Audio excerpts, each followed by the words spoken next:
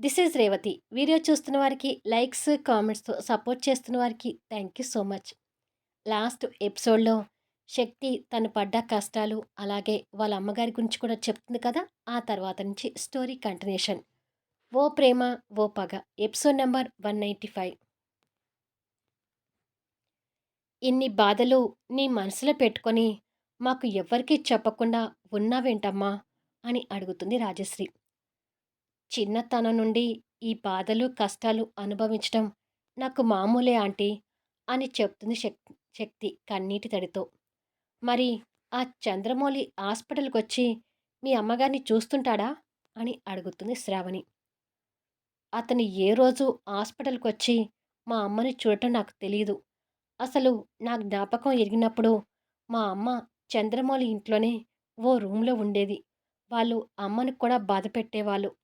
అది చూడలేని నేను, అలా మతిస్థిమితం లేనివాణ్ణి హాస్పిటల్‌లో ఉంచాలని చెప్పడం విని, మా అమ్మను నేనే హాస్పిటల్‌లో అడ్మిట్ చేయించాను. అప్పటినుంచి అమ్మ అలాగే ఉంది. హాస్పిటల్‌లో అడ్మిట్ అయినా కూడా అమ్మలో ఏ మాత్రం మార్పు కలగలేదు అని అంటుంది బాధపడుతూ. శక్తి ఆ విషయాలు చెప్తుంటే సామ్రాట్‌తో సహా అందరూ బాధగా చూస్తుంటారు. శక్తి ఆ చంద్రమౌళి కుటుంబం కారణంగా నేను అనుకున్న దానికన్నా ఎక్కువ కష్టాలు పడిందని అర్థమవుతుంది అని సామ్రాట్ మనసులో అనుకుంటాడు. అసలు అలాంటి వాడు మన బిజినెస్ పార్ట్నర్‌గా ఉండటం ఏంటి సామ్రాట్? అంటాడు అరుణ్ కోపం తెచ్చుకుంటూ. అవునన్నయ్య, ఆ దుర్మార్గుడిని వెంటనే మన బిజినెస్ పార్ట్నర్ నుంచి తొలగించు అంటాడు వినోద్. దానికి సంబంధించిన అన్ని ఫార్మాలిటీస్ పూర్తయిపోయాయి. కాకపోతే స్నిగ్ధ విషయం బయటకొచ్చాకే అతనికి ఇన్ఫర్మేషన్ వెళ్ళాలని వెయిట్ చేశాను. స్నిగ్ధ ఇలాంటిది అని నాకు ఎప్పుడైతే తెలిసిందో అప్పుడే వాడితో బిజినెస్ తెగతింపులు చేసుకున్నాను అంటాడు సామ్రాట్. మంచి పని చేశావన్నయ్య అంటాడు వినోద్. శక్తి ఆ మాటలు విని మౌనంగా ఉంటుంది. ఏమైనా శక్తి, నువ్వు నీ పుట్టింట్లో ఉన్నన్ని రోజులు బాగా కష్టాలు పడ్డావని తెలుస్తుంది. ఇప్పుడైనా సంతోషంగా ఉండమ్మా అంటుంది లక్ష్మిగారు. ఆ మాటలకి శక్తి చిన్న వైరాగ్యపు నవ్వు నవ్వి, నా జీవితంలో ఎప్పుడూ కష్టాలే అని మనసులో అనుకుంటుంది. తన గురించి విన్న సామ్రాట్ తన వైపు జాలిగా చూస్తుంటాడు. అన్నట్టు వినోద్, మా చరిత నిన్ను పెట్టిన టార్చర్‌కి పెళ్లిలో బాగా అలసిపోయి ఉంటావు కదా! వెళ్ళి కాస్త రెస్ట్ తీసుకో అంటుంది శక్తి. నిజమే వదినా, నీ స్నేహితురాలు నాకు తక్కువ టార్చర్ చూపించలేదు అంటాడు వినోద్ చిరుకోపంతో చరితను చూస్తూ. నిన్ను ఇంతగా ఏడిపించినా నీ మీద నాకు ఇంకా కోపం చల్లారలేదు. అప్పుడే పనిష్మెంట్స్ అయిపోతే ఎలా అని మనసులో అనుకుంటుంది చరిత. బిజినెస్ పార్ట్నర్ నుంచి తొలగించినట్టుగా సామ్రాట్ పంపించిన పేపర్లు చూసి చంద్రమౌళి ఆశ్చర్యపోతుంటే, ఏంటి ఆ పేపర్లు అని అడుగుతుంది గాయత్రి. సామ్రాట్ భాగస్వామ్య వ్యాపారం నుంచి నన్ను తొలగించినట్టుగా పేపర్స్ అంటాడు చంద్రమౌళి.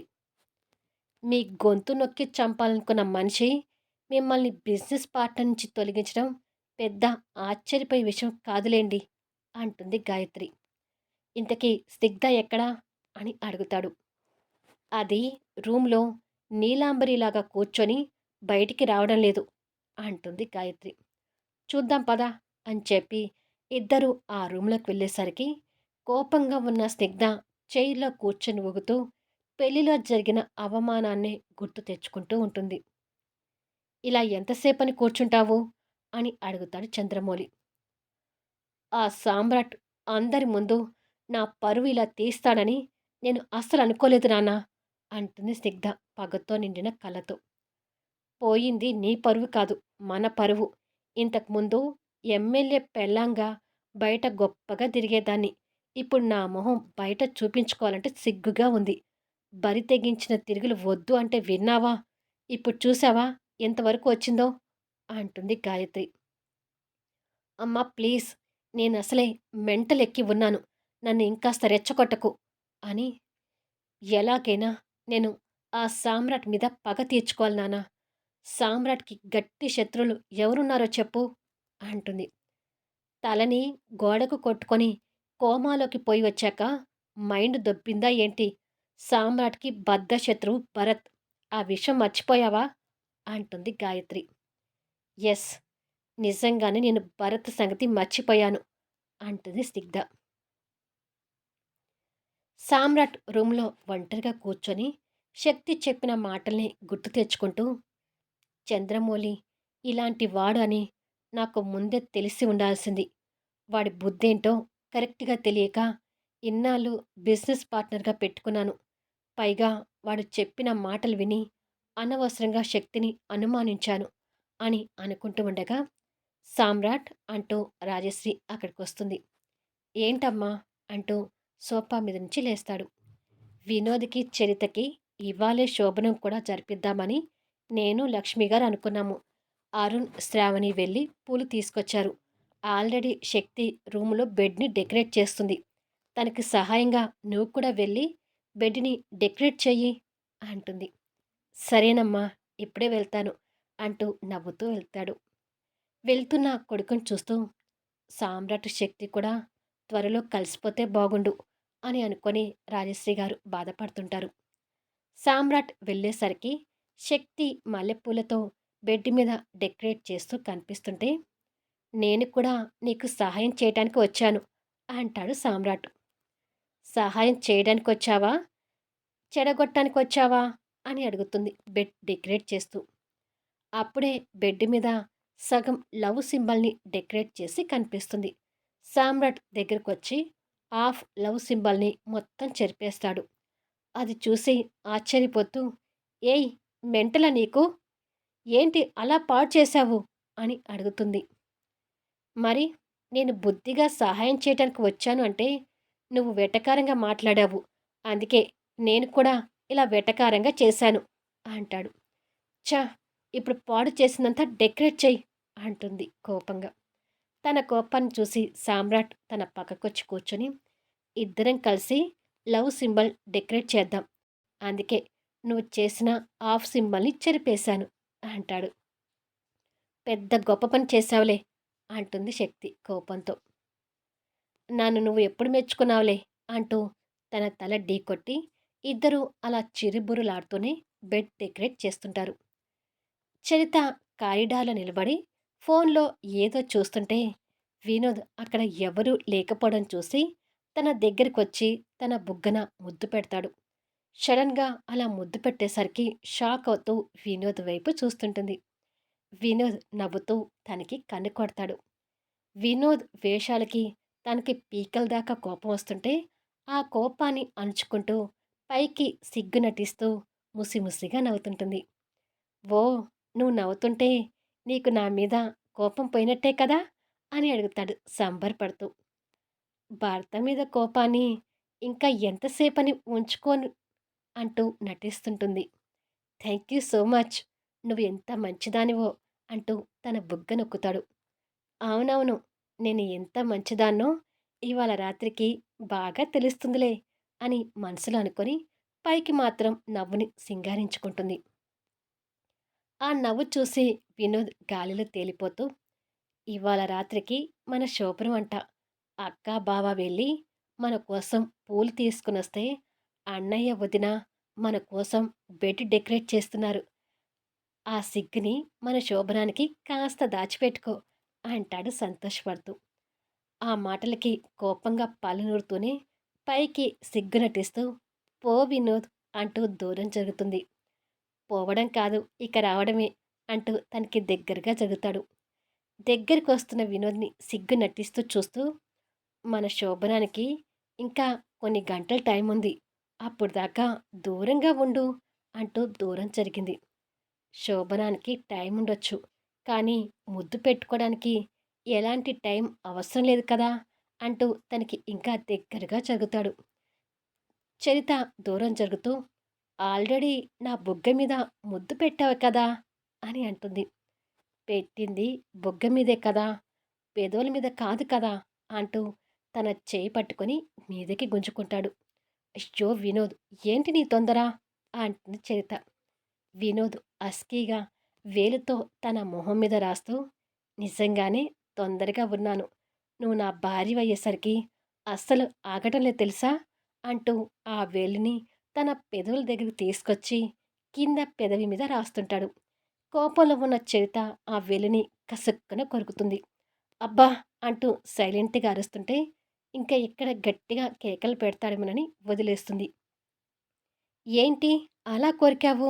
అని అడుగుతాడు నొప్పితో వేలు ఊపుకుంటూ. ఏమో వినోద్, నువ్వక్కడ వేలు పెట్టగానే నాకు కొరకాలనిపించి కొరికాను. అంత నొప్పిగా ఉందా? అయితే సారీ అంటూ ముద్దుగా చెప్తుంది. తను చెప్పే విధానానికి కరిగిపోతూ, అయ్యో! భార్యాభర్తల మధ్య ఇలాంటి చిలిపి సరసాలు ఉంటాయిలే. ఈ మాత్రానికి సారీ చెప్పడం ఎందుకు? అంటాడు. అది విని చరిత పైకి నవ్వుతూ, లోపల మాత్రం కోపంతో రగిలిపోతుంటుంది. వినోద్ తన చేయిని చేతిలోకి తీసుకుని దువ్వుతూ, అన్నట్టు ఇవాళ రాత్రికి నేను అస్సలు నిద్రపోకూడదు అనుకుంటున్నాను. అలా నిద్రపోకుండా ఉండేలా నువ్వే చేయాలి అని అంటాడు. ఎందుకు చేయను? తప్పకుండా చేస్తాను. నిద్రకి నీ కన్ను కూడా అంటనివ్వను అంటూ లోపల కసితో పైకి సిగ్గు నటిస్తూ చెప్తుంది. వావ్! నువ్వు నాకన్నా ఫాస్ట్ ఉన్నావే అంటాడు సంబరపడుతూ. ఎంతైనా నేను నీ పెళ్ళాన్ని కదా! ఆ మాత్రం ఫాస్ట్ ఉండకపోతే ఎలా? అని అంటుంది. బాగా చెప్పావు. ఇలాగే ఈ రాత్రంతా ఉండాలి అంటాడు ఆశగా. తప్పకుండా అంటుంది పైకి నవ్వు నటిస్తూ. అప్పటి వరకు చిన్న అడ్వాన్స్ ఇవ్వచ్చు కదా! అంటూ తన పెదవుల దగ్గరికి రాబోతుంటే, లేదు లేదు అంటూ వినోద్ ఛాతీ మీద చేయి పెట్టి ఆపి, ఏదైనా సరే మొత్తం శోభనం గదిలోనే. అప్పటి వరకు వెయిట్ చెయ్యి ప్లీజ్ అంటూ రిక్వెస్ట్ నటిస్తూ చెప్తుంది. ఆహా! నువ్వింత ముద్దుగా రిక్వెస్ట్ చేస్తూ చెప్తుంటే, ఇక నేను ఎందుకు వెయిట్ చేయను? తప్పకుండా వెయిట్ చేస్తాను అంటాడు ఆశగా.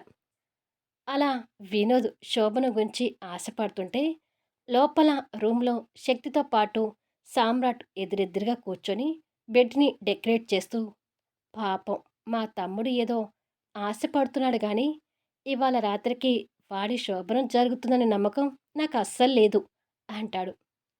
నాకంతకంటే నమ్మకం లేదు. పాపం వినోద్.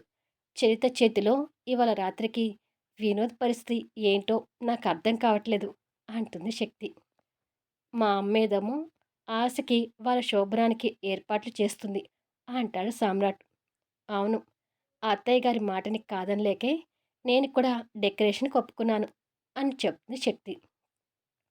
పోనీలే మనమిద్దరం శోభనం చేసుకోకపోయినా కనీసం ఇద్దరం కలిసి శోభనం బెడ్‌ని అలంకరిస్తున్నాము అంటాడు సామ్రాట్ తనని ఓరగా చూస్తూ.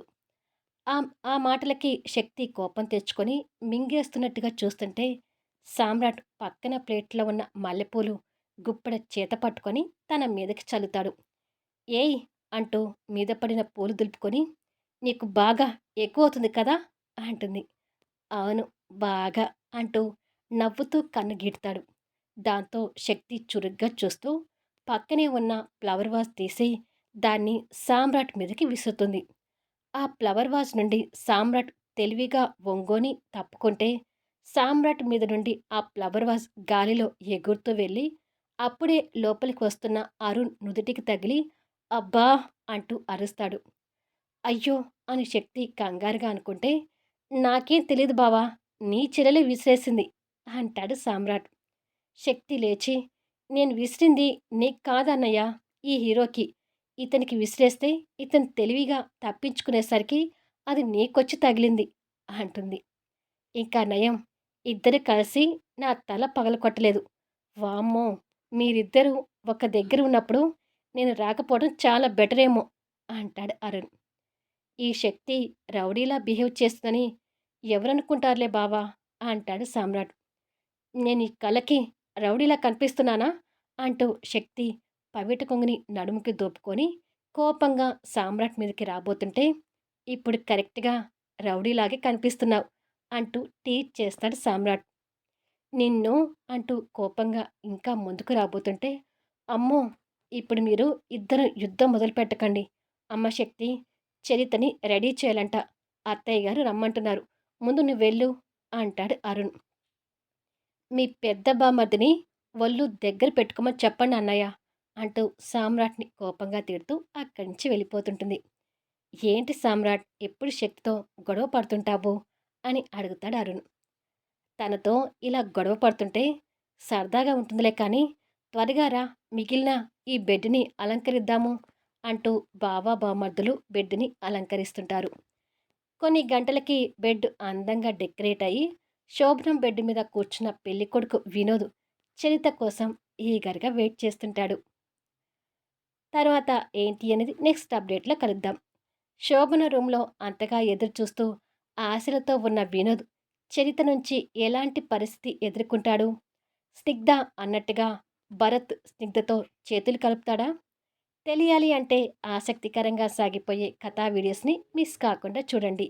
కథ నచ్చితే లైక్ చేయండి, కామెంట్ షేర్ చేయండి, సబ్స్క్రైబ్ చేసుకోండి, ఛానల్ షేర్ చేస్తూ సపోర్ట్ చేయండి.